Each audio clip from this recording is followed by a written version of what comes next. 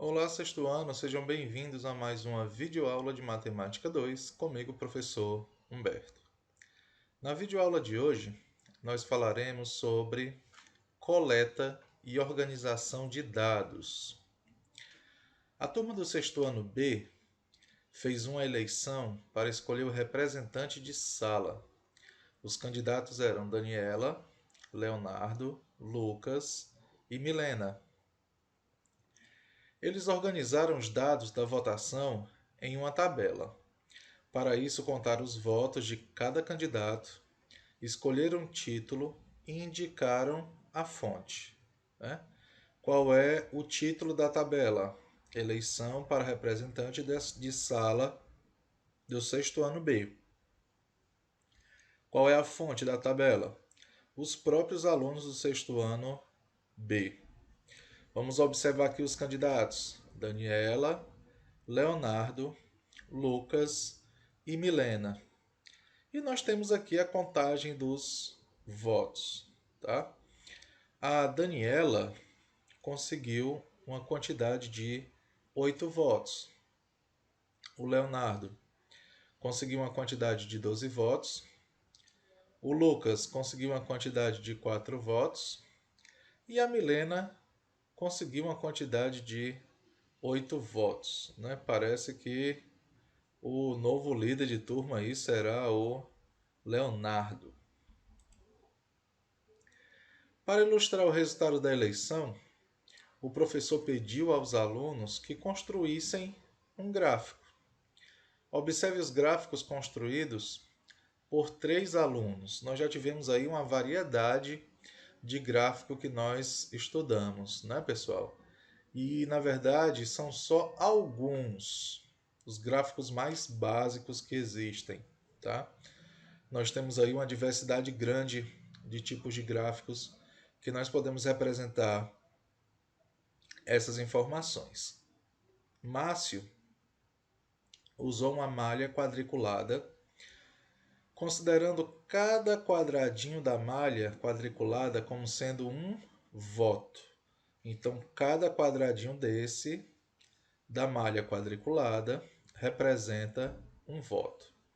E aqui o título do gráfico do Márcio: eleição para representante de sala do sexto ano B. Na coluna, nós temos os candidatos. E nas linhas, a quantidade de votos. Né? Então, o Márcio escolheu aí um gráfico de barras horizontal. Né? A Daniela tirou 8 votos, então nós temos aí 8 quadradinhos. O Leonardo tirou 12 votos, então 12 quadradinhos na horizontal.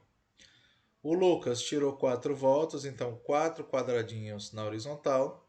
E a Milena tirou 8 votos, então 8 quadradinhos na horizontal. Essa quantidade de quadradinhos, na verdade, depende da quantidade que você esteja trabalhando. Se você estiver trabalhando com quantidades muito grandes, né, por exemplo, para as eleições de um município, tá? Ninguém vai poder utilizar um quadradinho como sendo um voto, tá bom? Nós vamos fazer adaptações aí quando nós tivermos um volume de dados muito grandes, tá ok? E a fonte aqui que são os alunos do sexto ano B. Já a Vanessa usou uma régua e marcou cada meio centímetro para cada 2 votos no eixo vertical. Então, no caso, ela construiu um gráfico vertical, não é? Onde cada meio centímetro corresponde a 2 votos, tá ok? Então, a Daniela tirou aqui, no caso, 8 votos, mas observe que só tem 4 distâncias, uma para outra. Isso quer dizer que cada distância, né, que corresponde a meio centímetro, são exatamente 2 votos. 2, 4, 6, 8. O Leonardo, 12 votos. O Lucas tirou 4 votos. E a Milena tirou 8 votos. Né? São dois gráficos pouco diferentes, um gráfico de barras na vertical, na horizontal e um gráfico de barras na vertical. Mas os dois representam a mesma coisa, tá ok? Já a Camila construiu um gráfico de setores, dividindo o círculo em 8 partes iguais. Cada uma dessas partes representam 4 votos. Então veja só, quantidade de votos recebidos por candidatos na eleição para representante de sala do sexto ano B.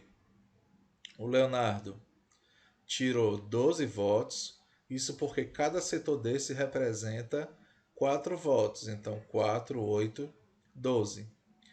A Milena tirou 8 votos. A Daniela tirou 8 votos também.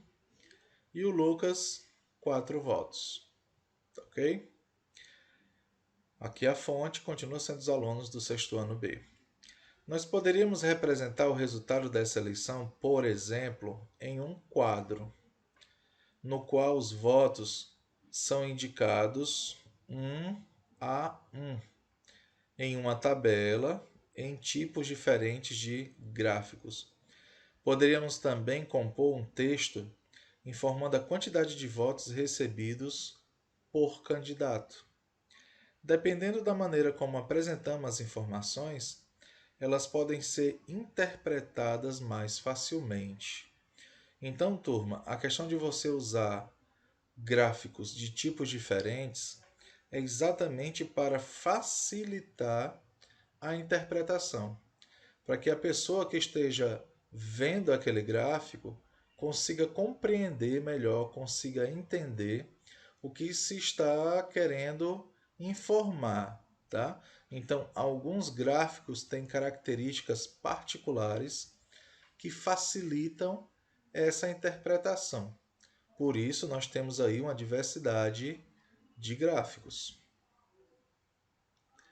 Nesse caso, observando os gráficos construídos por Márcio, Vanessa e Camila, é fácil perceber que Leonardo foi eleito como representante de sala com um total de 12 votos, tá? Então, turma, percebam que nós partimos aí de uma situação real e através dessa situação real nós criamos aí tipos de gráficos, né? Construímos aqui uma tabela primeiro, que também é uma forma de se representar dados, né? Construímos um gráfico de barras horizontal, um gráfico de barras vertical, um gráfico de setores, né?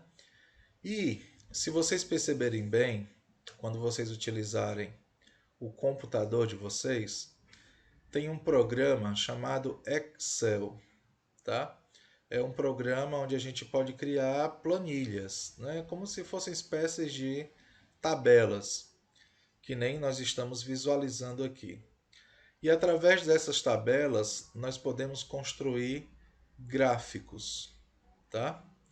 E quais tipos de gráficos, professor? Nós temos uma variedade de tipos de gráfico que nós podemos construir, tá certo? A atividade de vocês será exatamente em cima dessa ideia, tá ok?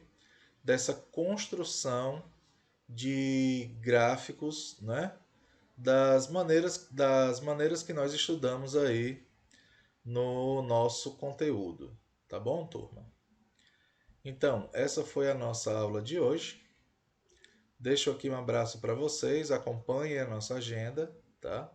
E até a nossa próxima aula.